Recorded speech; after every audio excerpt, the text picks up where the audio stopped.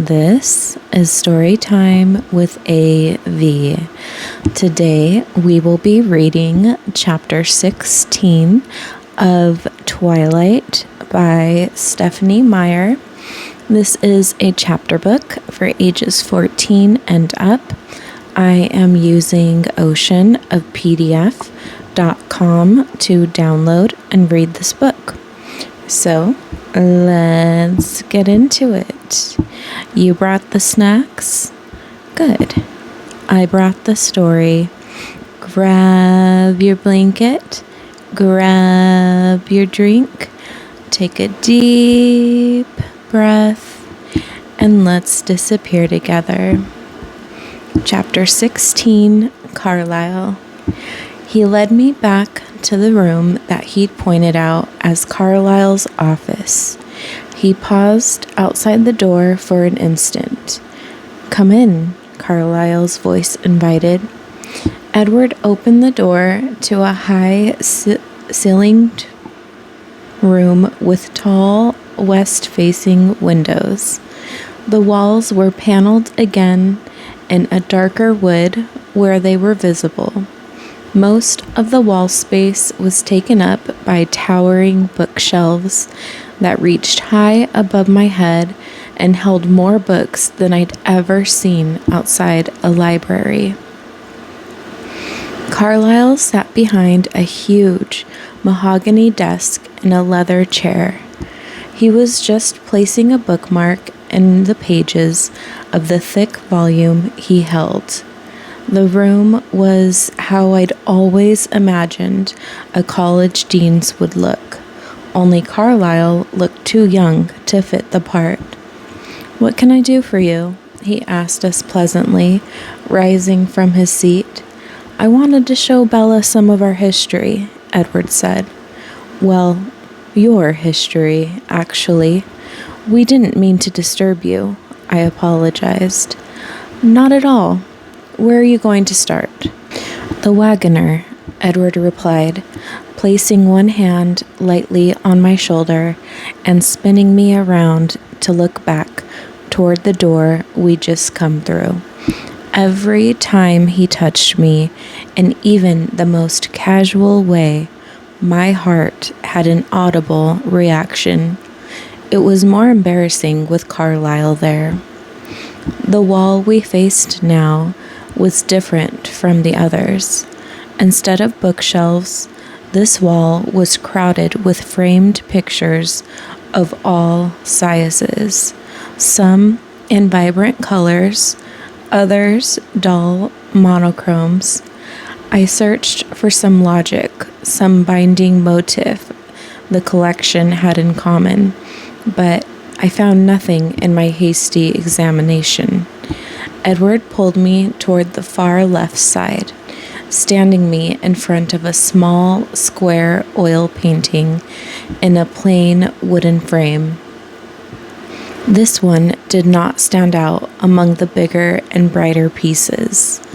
Painted in varying tones of sepia, it depicted a miniature city full of steeply slanted roofs, with thin spires atop a few scattered towers, a wide river filled with foreground, crossed by a bridge covered with structures that looked like tiny cathedrals. "London in the 1650s, Edward said. "The London of my youth," Carlisle added from a few feet behind us. I flinched. I hadn't heard him approach. Edward squeezed my hand. "Will you tell the story?" Edward asked. I twisted a little to see Carlisle's reaction. He met my glance and smiled. "I would," he replied, "but I'm actually running a bit late. The hospital called this morning. Dr. Snow is taking a sick day. Besides, you know the stories as well as I do," he added, grinning at Edward now. It was a strange combination to absorb. The everyday concerns of the town doctor stuck in the middle of a discussion of his early days in 17th century London. It was also unsettling to know that he spoke aloud only for my benefit. After another warm smile for me, Carlisle left the room. I stared at the little picture of Carlisle's hometown for a long moment. What happened then? I finally asked, staring up at Edward, who was watching me. When he realized what had happened to him, he glanced back to the paintings, and I looked to see which image caught his interest now. It was a larger landscape in dull fall colors, an empty, shadowed meadow and a forest, with a craggy peak in the distance. When he knew what he had become, Edward said quietly, he rebelled against it. He tried to destroy himself, but that's not easily done. How? I didn't mean to say it out loud, but the word broke through my shock. He jumped from great heights, Edward told me, his voice impassive. He tried to drown himself in the ocean, but he was young to the new life and very strong. It is amazing that he was able to resist feeding while he was still so new. The instinct is more powerful then. It takes over everything, but he was so repelled by himself that he had the strength to try to kill himself with starvation. Is that possible? My voice was faint. No, there are very few ways we can be killed. I opened my mouth to ask, but he spoke before I could. So he grew very hungry and eventually weak. He strayed as far as he could from human populace, recognizing that his willpower was weakening too. For months he wandered by night, seeking the loneliest places, loathing himself. One night, a herd of deer passed his hiding place. He was so wild with thirst that he attacked without a thought. His strength returned, and he realized there was an alternative to being the vile monster he feared. Had he not eaten venison in his former life? Over the next months, his new philosophy was born. He could exist without being a demon. He found himself again. He began to make better use of his time. He'd always been intelligent, eager to learn. Now he had unlimited time before him. He studied by night, planned by day. He swam to France and... He swam to France? People swim the channel all the time, Bella, he reminded me patiently. That's true, I guess. It just sounded funny in that context. Go on. Swimming is easy for us. Everything is easy for you, I griped. He waited, his expression amused. I won't interrupt again, I promise. He chuckled darkly and finished his sentence. Because technically, we don't need to breathe. No, you promised, he laughed, putting his cold finger lightly to my lips. Do you want to hear the story or not? You can't spring something like that on me and then expect me not to say anything, I mumbled against his finger. He lifted his hand, moving it to rest against my neck. The speed of my heart reacted to that, but I persisted. You don't have to breathe? I demanded. No, it's not necessary, just a habit, he shrugged. How long can you go without breathing? Indefinitely, I suppose. I don't know. It gets a bit uncomfortable being without a sense of smell. A bit uncomfortable? I echoed. I wasn't paying attention to my own expression, but something in it made him grow somber. His hand dropped to his side, and he stood very still, his eyes intent on my face. The silence lengthened. His features were immobile as stone. "What is it?" I whispered, touching his frozen face. His face softened under my hand, and he sighed. "I keep waiting for it to happen." "For what to happen?" "I know that at some point, something I tell you or something you see is going to be too much, and then you'll run away from me, screaming as you go." He smiled, half a smile, but his eyes were serious. "I won't stop you. I want this to happen because I want you to be safe. And yet, I want to be with you. The two desires are impossible to reconcile." He trailed off, staring at my face, waiting. "I'm not running anywhere," I promised. "We'll see," he said, smiling again. I frowned at him. "So, go on. Carlyle was swimming to France." He paused, getting back into his story. Reflexively, his eyes flickered to another picture, the most colorful of them all, the most ornately framed, and the largest. It was twice as wide as the door it hung next to. The canvas overflowed with bright figures in swirling robes, writhing around long pillars and off marbled balconies. I couldn't tell if it represented Greek mythology or if the characters floating in the clouds above were meant to be biblical. Carlyle swam to France and continued on through Europe to the universities there. By night, he studied music, science, medicine, and found his calling, his penance, in saving human lives. His expression became odd, almost reverent. I can't adequately describe the struggle. It took Carlyle 2 centuries of torturous effort to perfect his self-control. Now he is all but immune to the scent of human blood, and he is able to do the work he loves without agony. He finds a great deal of peace there. At the hospital, Edward stared off into space for a long moment. Suddenly, he seemed to recall his purpose. He tapped his finger against the huge painting in front of us. He was studying in Italy when he discovered the others there. They were much more civilized and educated than the wraiths of the London sewers. He touched a comparatively sedate quartet of figures painted on the highest balcony, looking down calmly at the mayhem below them.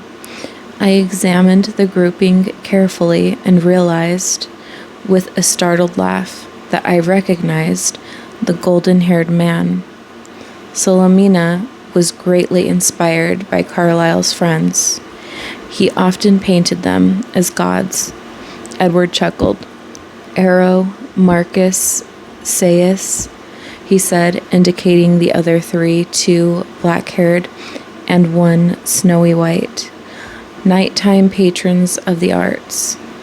What happened to them? I wondered out loud, my fingertip hovering a centimeter from the figures of the canvas. "They're still there," he shrugged, "as they have been for who knows how many millennia. Carlyle stayed with them only for a short time, just a few decades. He greatly admired their civility, their refinement, but they persisted in trying to cure his aversion to his natural food source, as they called it. They tried to persuade him, and he tried to persuade them, to no avail. At this point, Carlyle decided to try the new world. He dreamed of finding others like himself. He was very lonely, you see. He didn't find anyone for a long time, but As monsters became the stuff of fairy tales, he found he could interact with unsuspecting humans as if he were one of them. He began practicing medicine, but the companionship he craved evaded him. He couldn't risk familiarity. When the influenza epidemic hit, he was working nights in a hospital in Chicago. He'd been turning over an idea in his mind for several years, and he had almost decided to act. Since he couldn't find a companion, he would create one. He wasn't absolutely sure how his own transformation had occurred, so he was hesitant, and he was loath to steal anyone's life the way that his had been stolen.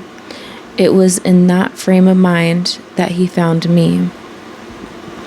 There was no hope for me. I was left in the ward with the dying. He had nursed my parents and knew I was alone. He decided to try. His voice, nearly a whisper now, trailed off. He stared unseeingly through the west windows. I wondered which images filled his mind now, Carlyle's memories or his own. I waited quietly. When he turned back to me, a gentle angel smile lit his expression. "And so we've come full circle," he concluded. "Have you always stayed with Carlyle then?" I wondered. "Almost always." He put his hand lightly on my wrist and pulled me with him as he walked through the door. I stared back at the wall of pictures, wondering if I would ever get to hear the other stories. Edward didn't say any more as we walked down the hall, so I asked, "Almost?" He sighed, seeming reluctant to answer. "Well, I had a typical bout of rebellious adolescence, about 10 years after I was born, created, whatever you want to call it. I wasn't sold on his life of abstinence, and I resented him for curbing my appetite, so I went off on my own for a time." "Really?" I was intrigued, rather than frightened, as I perhaps should have been. He could tell. I vaguely realized that we were headed up the next flight of stairs, but I wasn't paying much attention to my surroundings. "That doesn't repulse you?" "No." "Why not?" "I guess it sounds reasonable." He barked a laugh, more loudly than before. We were at the top of the stairs, now in another paneled hallway. "From the time of my new birth," he murmured, "I had the advantage of knowing what everyone around me was thinking, both human and non-human alike. That's why it took me 10 years to defy Carlyle. I could read his perfect sincerity, understand exactly why he lived the way he did. It took me only a few years to return to Carlyle and recommit to his vision. I thought I would be exempt from the depression that accompanies a conscience, because I knew the thoughts of my prey. I could pass over the innocent and pursue only the evil. If I followed a murderer down a dark alley where he stalked a young girl, if I saved her, then surely I wasn't so terrible." I shivered, imagining only too clearly what he described. The alley at night, the frightened girl, the dark man behind her, and Edward. Edward as he hunted, terrible and glorious as a young god, unstoppable. Would she have been grateful, that girl, or more frightened than before? But as time went on, I began to see the monster in my eyes. I couldn't escape the debt of so much human life taken, no matter how justified. And I went back to Carlyle and Esme. They welcomed me back. It was more than I deserved. We'd come to a stop in front of the last door in the hall. "My room," he informed me, opening it and pulling me through.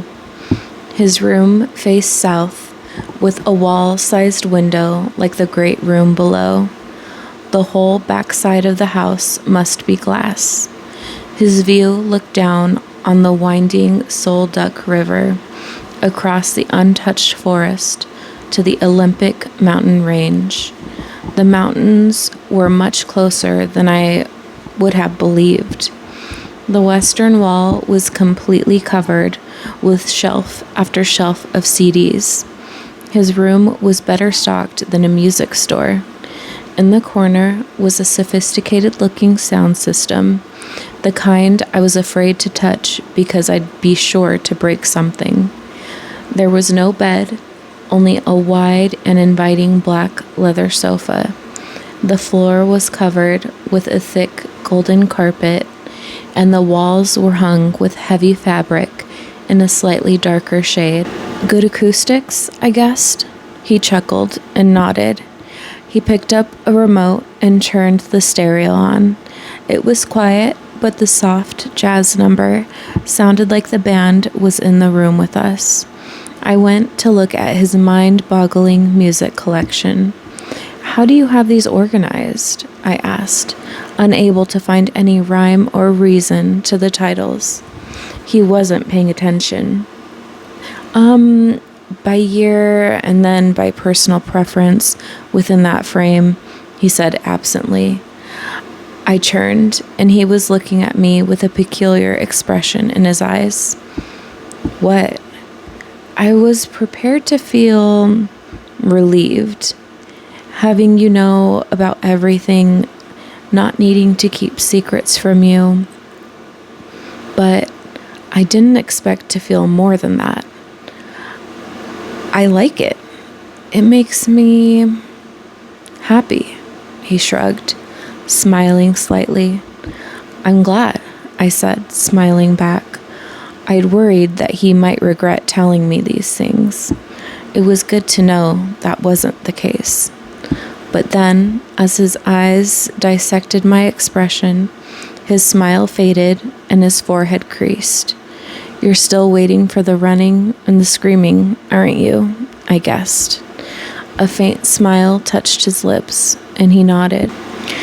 "I hate to burst your bubble, but you're really not as scary as you think you are. I don't find you scary at all, actually," I lied casually.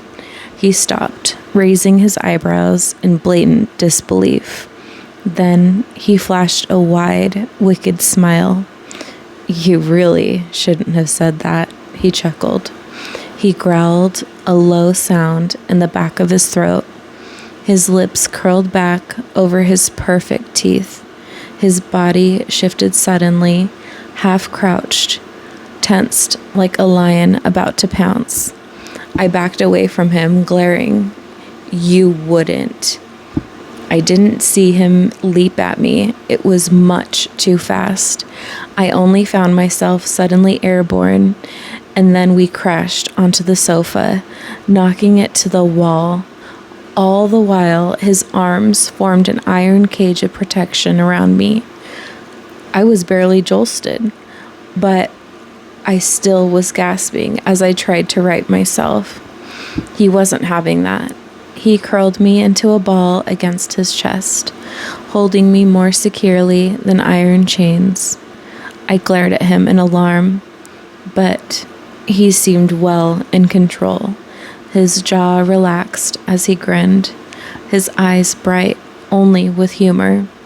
"You were saying," he growled playfully, "that you are a very, very terrifying monster," I said, my sarcasm marred a bit by my breathless voice.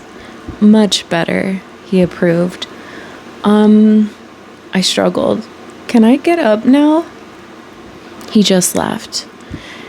"Can we come in?" A soft voice sounded from the hall. I struggled to free myself, but Edward merely readjusted me so that I was somewhere more conventionally seated on his lap. I could see it was Alice then Jasper behind her in the doorway. My cheeks burned, but Edward seemed at ease. "Go ahead." Edward was still chuckling quietly. Alice seemed to find nothing unusual in our embrace. She walked, almost danced.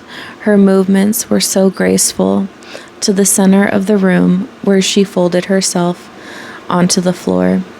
Jasper, however, paused at the door, his expression a trifle shocked. He stared at Edward's face, and I wondered if he was tasting the atmosphere with his unusual sensitivity. "It sounded like you were having Bella for lunch, and we came to see if you would share," Alice announced.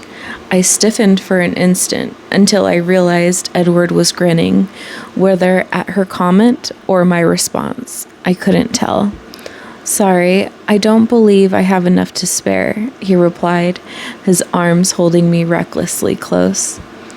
"Actually," Jasper said, smiling despite himself as he walked into the room, "Alice says there's going to be a real storm tonight, and Emmett wants to play ball. Are you game?" The words were all common enough, but the context confused me. I gathered that Alice was a bit more reliable than the weatherman, though. Edward's eyes lit up, but he hesitated. "Of course, you should bring Bella," Alice chirped. I thought I saw Jasper throw a quick glance at her. "Do you want to go?" Edward asked me, excited, his expression vivid. "Sure." I couldn't disappoint such a face. Where are we going?" "We have to wait for Thunder to play ball. You'll see why," he promised. "Will I need an umbrella?" They all three laughed aloud. "Will she?" Jasper asked Alice. "No," she was positive. "The storm will hit over town. It should be dry enough in the clearing." "Good then." The enthusiasm in Jasper's voice was catching, naturally. I found myself eager rather than scared still. "Let's go see if Carlisle will come." Alice bounded up and to the door in a fashion that would break any ballerina's heart. "Like you don't know," Jasper teased, and they were swiftly on their way. Jasper managed to inconspicuously close the door behind them. "What will we be playing?" I demanded. "You will be watching," Edward clarified. "We will be playing ball." I rolled my eyes. "Vampires like baseball?" "It's the American pastime," he said with mock solemnity. And that is the end of chapter 16 of Twilight. And we will end with "Carry the story with you. When you're ready, I'll be here again." Bye for now.